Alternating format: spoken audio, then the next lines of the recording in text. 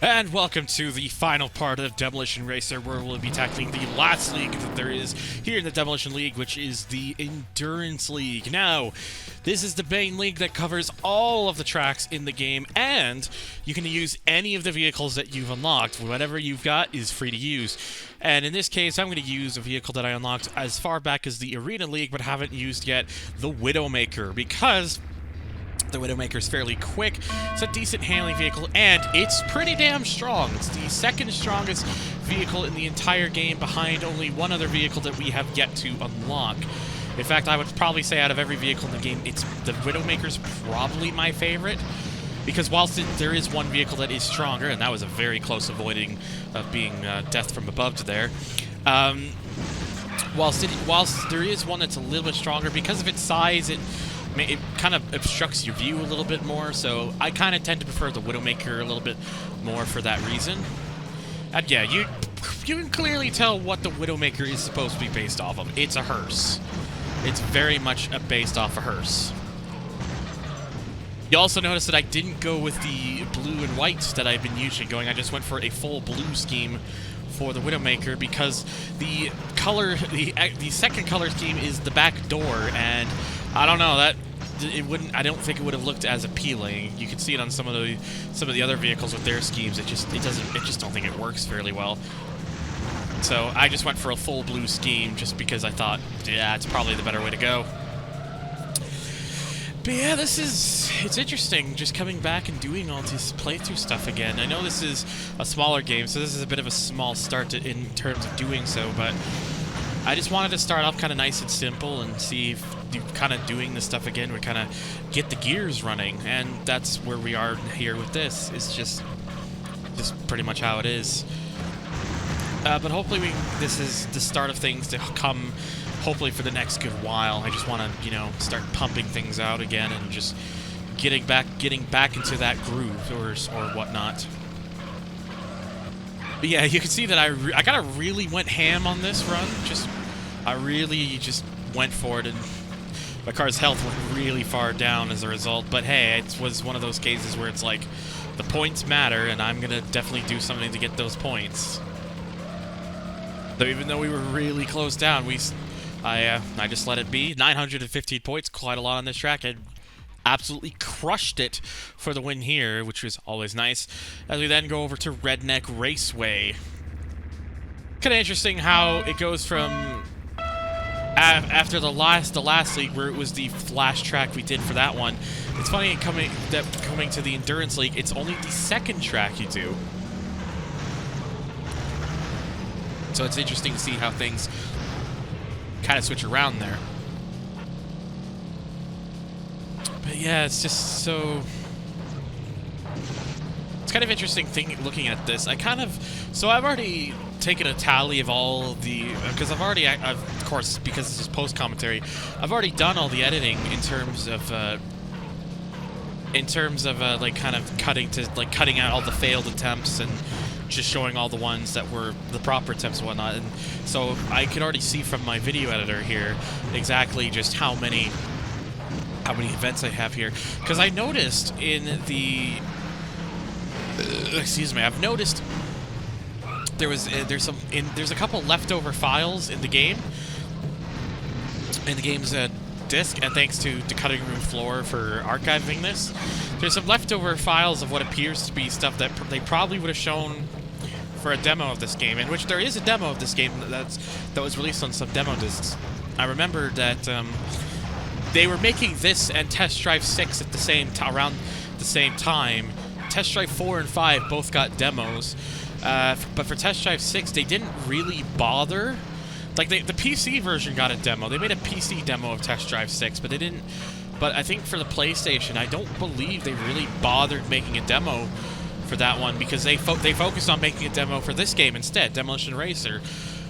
So I'm guessing those images left on the disc are probably leftovers of that. But I think in one of them it does mention that there was going to be 12 tracks in the game, and if I'm looking at my little video file here, I got 1, 2, 3, 4, 5, 6, 7, 8, 9, 10. About 10 tracks or so. So either 2 tracks must have been cut out, or scrapped at some point, or they were referring to the stadium, to those stadium tracks, in which there's 3 of. So if we're going by that, the number for that is actually 13. So I'm not quite sure what the case is on that, but I'm just gonna, you know, kind of probably say it lies somewhere in the middle, I imagine. But yeah, and another thing I noticed too, which I found really interesting, is it mentioned stuff about snow and nighttime and stuff, and I don't remember either of those, unless it's like a thing where it's with like the backwards tracks and stuff, which during this playthrough you don't really get to see that because, well, simply put, there's nothing during the leagues where you ever actually do that. So it's I find it very interesting that it would mention that, which you know, so it makes me wonder, like, was that actually something that was going to happen, or like, was that being planned, or was there a bit more to it that I'm not understanding? I'm like, it's one of those things I'm not really one of those things I'm not really entirely sure about. But hey, I guess it's just one of those things that could just really intriguing. Like, maybe these were some of the ideas that they had for the game at the time, and you know, due to time constraints, maybe due to budgeting, or maybe due to stuff like that, maybe, you know, things may have very possibly changed as a result. So it could just be like, that's just kind of what was there, was maybe like what they were kind of initially hoping to do, and then things, you know, things ended up switching about as they often tend to do. But still, nevertheless, I thought it was pretty cool to kind of take a look at that sort of thing. So, but simply put, it was kind of really cool knowing that those files are still kind of sitting around even on the final disc. And yeah, we absolutely crushed it in this event. Easy win as we head on to track number 3, Freeway Driveby.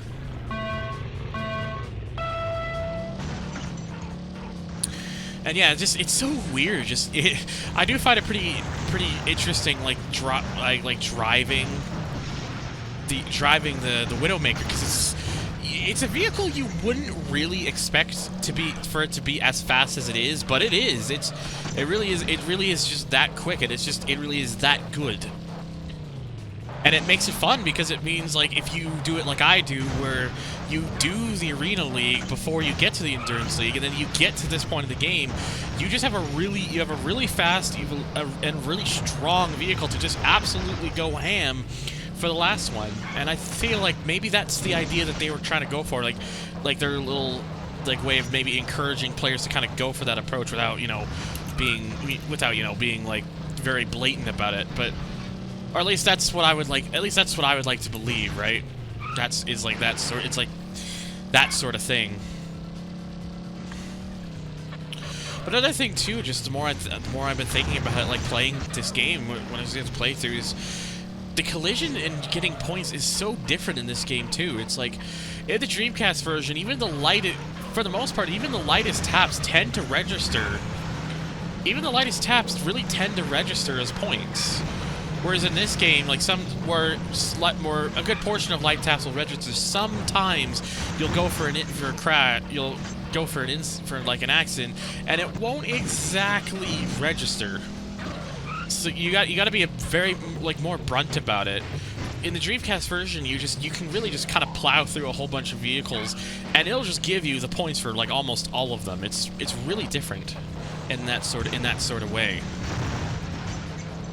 So, at least in this one, there's a little bit more work to be required. And it's also got to do with the fact, too, that you have less points opportunities. Because, keep in mind, the only way you really get points of this is by hits, by spins, by causing their car to catch fire, by killing their car, or by death from above.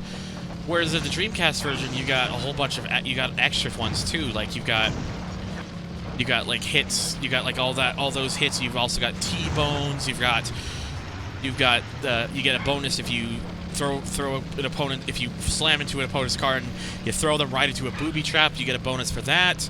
In the Dreamcast version, you got they added little turbo pickups in that version, and if you hit one of them with the turbo pickup, you get a certain kind of bonus for that.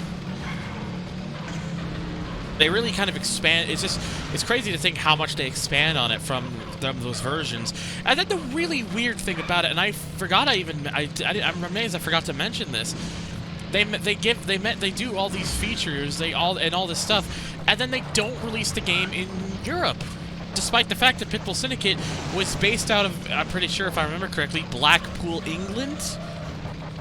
So you're a European company didn't even release a game into a PAL European market, and I find that really bizarre, because No Exit only released in North America.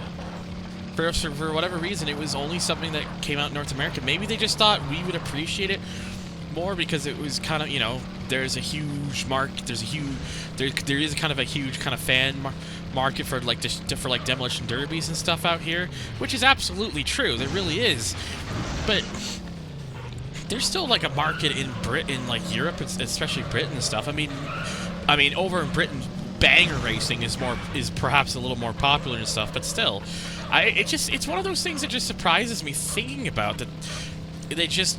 You would think that it would seem like an almost surefire thing that they would have done, especially because of where they're from, but that's just not what happened. And yeah, this one I nearly won by double. That was just absolute domination. Pitbull Speedway now, and hey, with a car this good on a track this good, you can imagine that things might go down well. I mean, surprisingly, I don't believe during it. Unfortunately, I don't think at any point during this league that I get a death from above, but I guess but you know, because of how well this car is and whatnot, and how it doesn't really matter. Just so long as you get enough points to do well and you get first place, that's all that matters at the end. I would have liked to have more, but I don't know. I'm not the best at getting death from above. It's like sometimes, like I try, but sometimes just, you know, it's just one of those things. I just do what I can, so that's pretty much my mindset going into these. Is just doing the best of my ability. It's just sort of doing the best of my ability. So.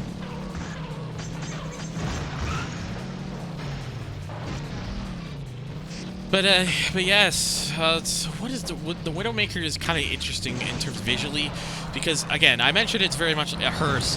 The front of it kind of almost looks the same as the Renegade, which makes me think: is this like a hearse? Did they kind of use the Renegade as a base and then kind of convert it around to be a bit more like a hearse?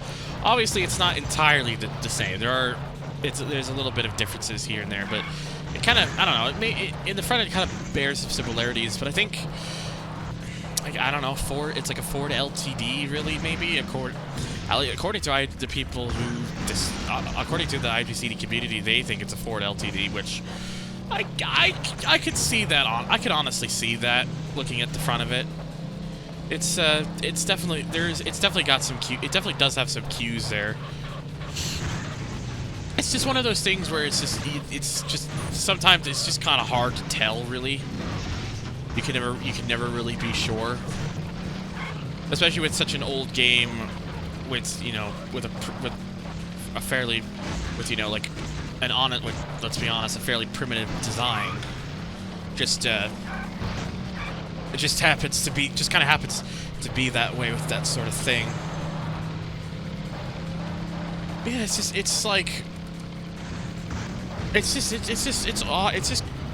it's just interesting sometimes, just how this again, I keep coming back to this, how this version just, because the thing is, right, the PlayStation version is what came first, but I grew up on the Dreamcast version. That's the one that as a kid I played more. So sometimes coming to this version, it just, like the things that I memorized from my experience and how they've been altered or different around, despite the fact that this came out first. You know, it's one of those weird things to me. But still, this is easily a very fun game, and I wouldn't have LP'd it if I didn't enjoy this game, for sure. But I would honestly say, in terms of the developer, Pitbull Syndicate, Demolition Racer to me is was their magnum opus. It was the best game they made. Full stop. It was not Flash. It had a lot of faults that were very typical of Pitbull's games at the time. And realistically, you probably weren't gonna get a whole lot of stretch out of it, but the thing with this game is that it made the most sense for what they were trying to go for their sort of style. The kind of physics engine that they had and how they were kind of building it up with the test drive games. With a game like this, it just fit a lot better. It was a much better fit for this sort of thing, and this game really kind of embraced that fact. And it was really, really adamant about just going absolute ham with it. Like, they really played into the overly arcadic nature of this game, and that was, in my opinion, I think the best thing they could have done. And that's why I think, compared to their other products, I think this has aged a lot better than especially their test drive games. Because their test drive games, you look back at them now, and they're laughable at how poorly aged they are. They're fun in their own ways. Test Drive 6 especially, but in terms of being a racing game, they've not aged well. Demolition Racer, whilst in many areas it probably hasn't aged very well either, the sort of game that it is, it at least has more of a charm to it because it's more up in front about the sort of thing that it's trying to be. And honestly, that's the best way to... And honestly, that's pretty much the best way to go at it. It's just that sort of direction. Because they had something, they had something there, and they decided, yeah, you know what, let's just go with that. And they did. And thankfully, it led to a fun game. It was no 10 out of 10 game. It was never going to be considered a classic of the PlayStation, but it didn't need. But honestly, it didn't need to be. It just needed to be a fun game that was worth spending a bit of time into. And honestly, that's exactly what they got. That's exactly what they did with this. Again, honestly, if you want to play the best version, if you want the best way to play this game, you will definitely want to play this on the Dreamcast, because it is the best version of this game, full stop, and I still stand by that. And even though that LP I did is quite old and not exactly something I kind of look back on fondly, you could definitely get it. If you see my old playthrough of that, you can get an idea of how much that really was adjusted and adapted around. And just how much, it felt like a huge... that made it feel like a huge expansion in its sort of ways. Man, I've been really kind of going on a large talk... I've been really been going on a large conversation about that. But hey, I'm not too fussed about that. It's because one of my big things has always been thinking about things to actually, talk about. So it helps to have something to talk about for these. It really does, so... I'm at least for me, I'm not complaining, so... I'm just gonna give myself a moment, because I need a drink. I put a drink next to me. I kept a drink out for this, because I knew this was gonna be one where I was gonna be talking quite a bit, because this is, of course, the longest part out of all of them. And, well, I kind of wanted to really make sure to put some of my efforts in to make sure to end this playthrough on a little bit of a high. So, excuse me. Well, and I know some of you might be asking this, and I'll probably say it now.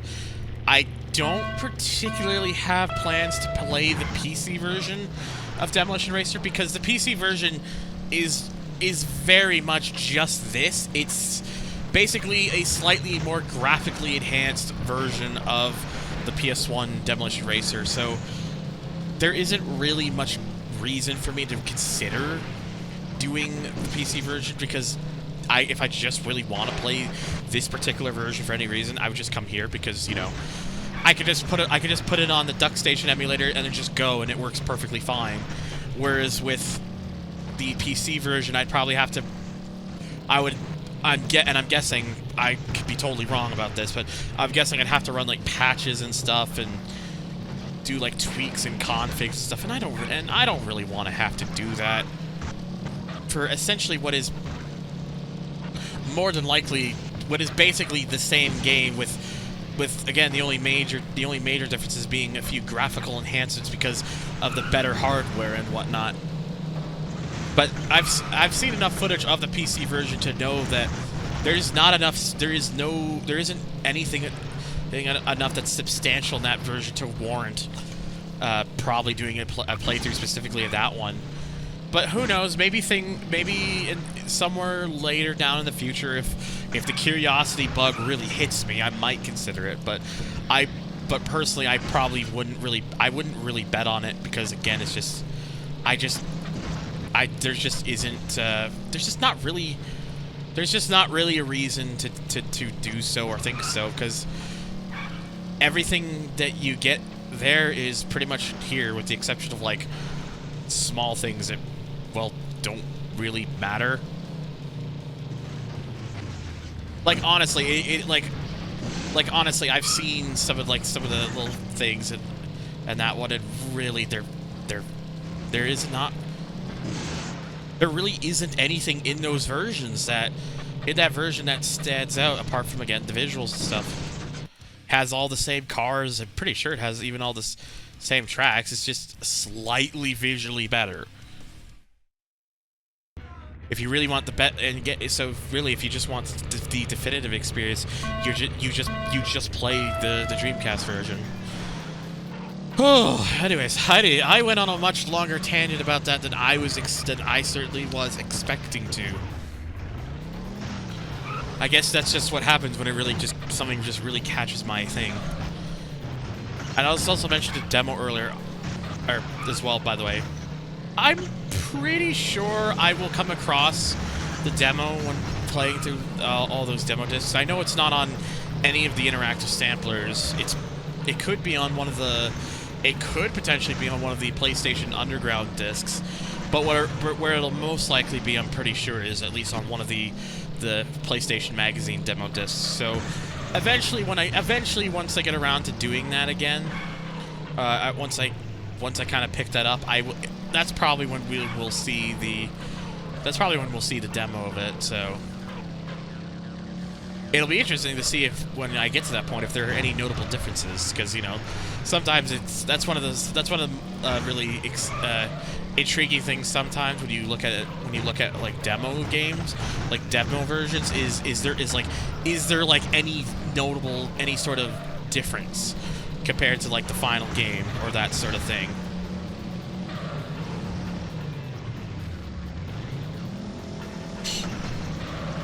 But yeah, it's interesting. Just again, but yeah, and again, I think again I mentioned this being Pitbull's magnum opus. I would say the closest thing, like the next closest game, in terms of being like to the same level as this, is probably the 2002 iteration of Test Drive.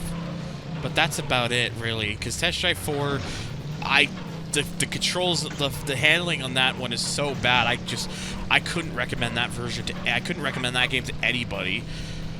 Test Drive 5, the PC version's actually not bad. That's worth giving a look. PlayStation version, no, the handling's worse on that. And there's a couple weird decisions on that particular version. That means it's probably not worth taking a look at. Test Drive 6, it's a goofy, fun game, but really, really downgraded in a few areas, including graphics for some reason. It's just that one just really has not held up very well. But yeah, I would say that Big Air, fucking awful. I tried that snowboarding game, Big Air, many years ago. Did not like it one bit. And yeah. Trying to think, well, what else did they do that I'm missing? Because they made the Test Drive 2002 game, which I would say was like the next closest, and then they did LA Rush, which, fuck that game. I fucking hate LA Rush. So that was their last one before they got rebranded as Midway Newcastle, because I don't count anything of the Midway Newcastle period as being, you know, Pitbull Syndicate, because technically a different name, and I'm kind of stubborn like that.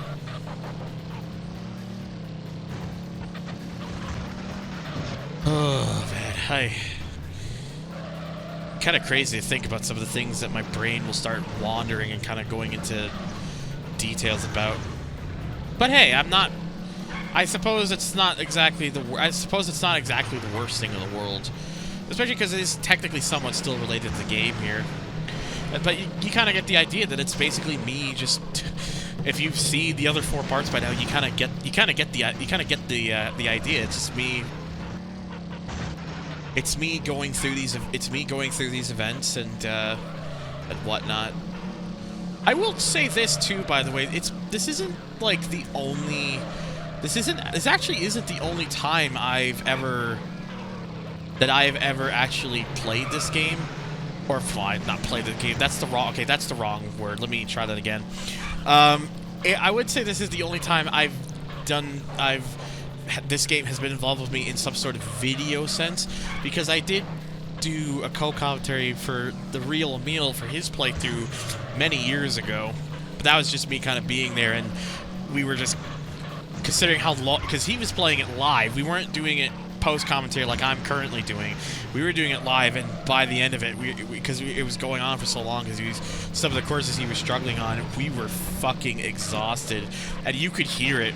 We were just shot, and oh boy, that I've never really watched it back since we did that. And I tend not to watch it. I know this isn't really the best thing to say, but I have a tendency not to watch back a lot of my old stuff, mostly just because it's just that weird feeling of just it's sort of just that weird feeling of just you look at your own creation and you don't know how you feel. It makes you feel awkward. And I'm sure I'm hoping I'm not the only person who sort of feels that way. But it's just kind of that sort of thing, really. But yeah, it's just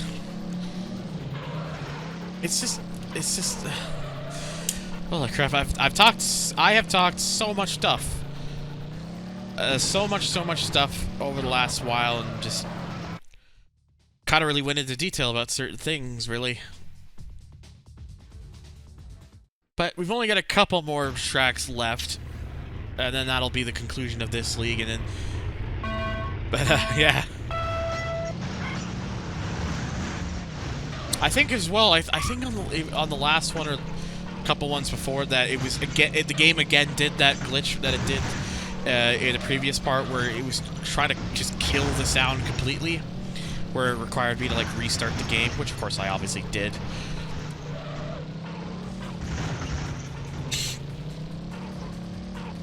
I don't really know why it does that. It's just, and again, it's like, it's something that from my experience has also happened on real hardware. It's not just because it's not an emulator thing, at least from my experience, because it's something that would do the exact same thing on genuine hardware.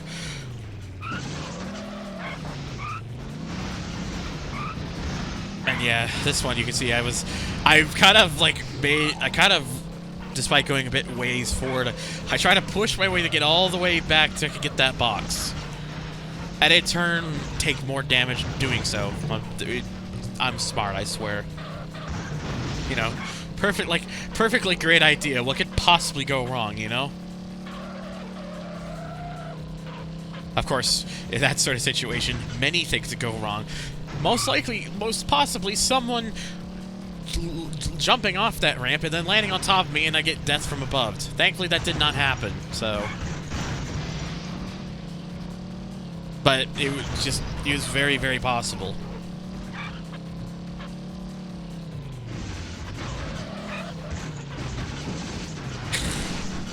I always like just giving, and I always love just the shunts you can give these cars sometimes, because just how it's like, it almost kind of like lifts the back up a little bit, and then just kind of like really destabilizes them. and it's like they're frantically trying to get it back under control just because you hit them behind so hard. It's funny. It's just really funny to look at because of just how frantic they're trying. Just one of those things that, like, just kind of amuses me, just how the AI sometimes will react to certain collisions and whatnot. But yeah, we've only got one more event to go in the Endurance League, and that is, of course, Go-Kart Carnage. Again, no go-karts, and doesn't even really remind me of a go-kart track at all. So, you know, again, what's the deal? Something I also recently discovered, too, and I find this crazy. There's a few people who have actually attempted to speedrun this game, and it's like, wow. Just, wow.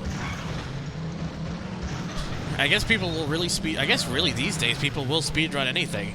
I mean, if I really wanted to, I could try and do a speedrun of this, but I probably would... I'm probably not really going to. It's just not for... It's just... And the thing with me is, like, I don't usually ever try to do speedruns of stuff, with the exception of those some of those lap times I do on the PlayStation version of High Stakes. And the only reason I did that is because I realized during casual playthroughs and just browsing about one day that I realized I could actually get times fast enough to actually not only just compete, but also potentially beat those times. So that was my reason for doing those. And I need to get back to doing that because I do actually kind of want to do that for all the courses, but of course, with me being lazy and procrastination and all these breaks I've been giving myself unnecessarily, but it's just always that sort of thing that's kind of prevented me from really just kind of going complete ham with it, when I probably should go ham with it, because it would be fun to say, hey, I'm one of the fastest in this game, just because I know it's not going to happen with mostly anything else. I know it's not going to happen in Gran Turismo. I know it's not going to happen in Forza. I definitely know it's not going to happen in sim racing games. So just to have, like, at least that one sort of game where I could kind of, you know, feel like I'm one of the best at, I would be perfectly cool to do that, but it's also not something I'm particularly also not particularly bothered about in terms of like bragging rights. It's just a cool thing, really. It would be a cool thing to have, but it's also not something that I feel like I would need to do in order to feel like I've accomplished something. And yeah, I don't know what the hell happened there, by the way. I don't know what caused the car to just destabilize and go into a flip like that. The game, on very rare occasions, will just do that out of nowhere. Of course, it was really annoying that that was happening, especially when I was far down the field during the last lap. But thankfully, I kind of just floored it and was able to kind of push myself all the way back up. So it's not like it was any big deal, especially when there you go, came all the way to the finish, and that's it. That's the Endurance League, the final league in the game. And of course, even though it's the last league, you still don't get any different sort of video. You still get this cheesy ordeal. But upon completing it, you do get all the reverse tracks and the last car in the game, the Vandal. Now, this next part I was originally going to separate this into its own video until I realized how little extra it adds, where I felt it made it kind of redundant to make it into its own separate part, because it really wouldn't be long enough, I feel. So I've decided to just throw it here. So the rest of this part is just going to be showing off the extra modes. So we're going to first be showing off the chase mode.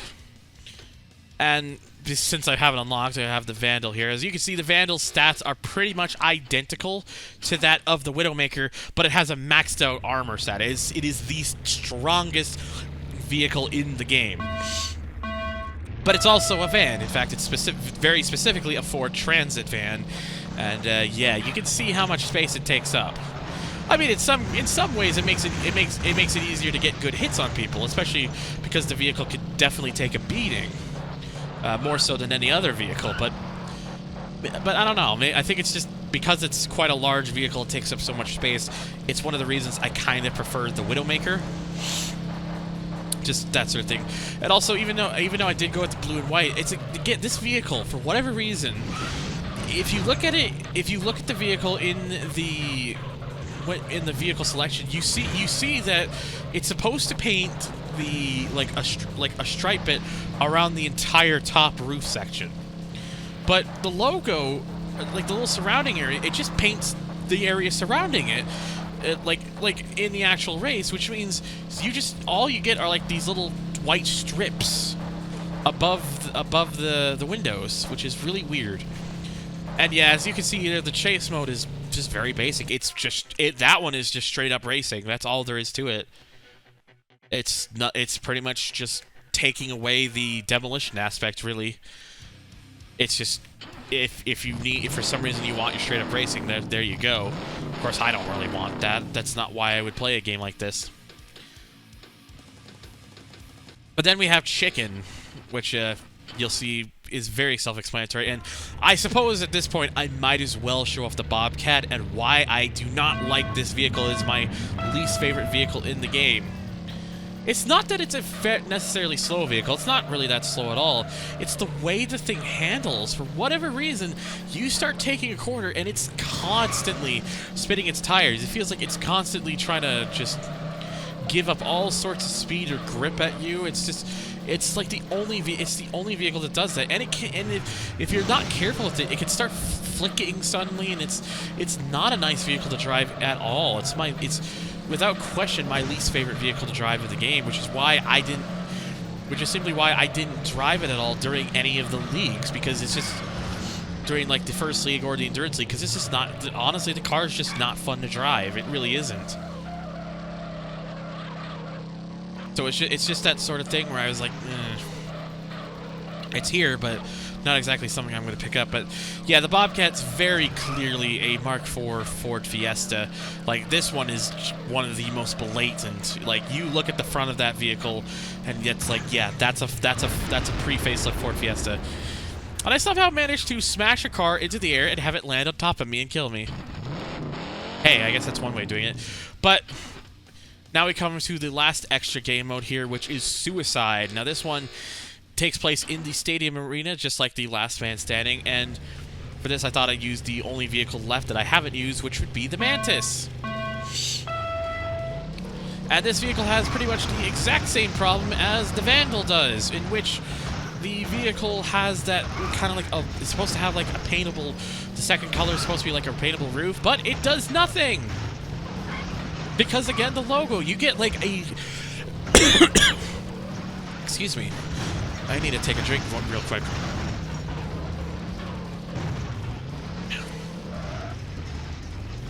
You get like a little strip of paint. You can see it just above the rear window there, and that's about it. And then it's just all the one color. So it's like, what's the point? What's the point if that's not how it's going to appear? But anyways, so Suicide mode is very, very clear. The whole point of the mode is actually destroy your vehicle as fast as possible, and the winner is whoever blows up their vehicle the quickest. In fact, and you saw there, I actually just managed to do it. I was able to just pull it off there. But yeah, that's Demolition Racer. Compared to the Dreamcast, it's a lot more primitive. There's nowhere near as much going on, but it's still a fun game, still worth giving a look if you have the chance to. Again, if you do have the chance to play the Dreamcast version, I would definitely recommend that version over this version. But this is still but just because I say that doesn't mean this vehicle is not worth is not worth at least playing. This is still worth playing just because it is a fun game, and I would still give it a go if you're very curious about it. But yeah, that's it for this playthrough, and hopefully I will be back soon with another one. Not sure what game is going to be next, but I'll figure that out, of course, on my own time. But thank you guys so much for watching. If you enjoyed this, make sure to like, comment, subscribe. Check out my links down below if you want to become a Patreon member. $1 or more gets your name in the video, and hopefully I will see you all on the next playthrough.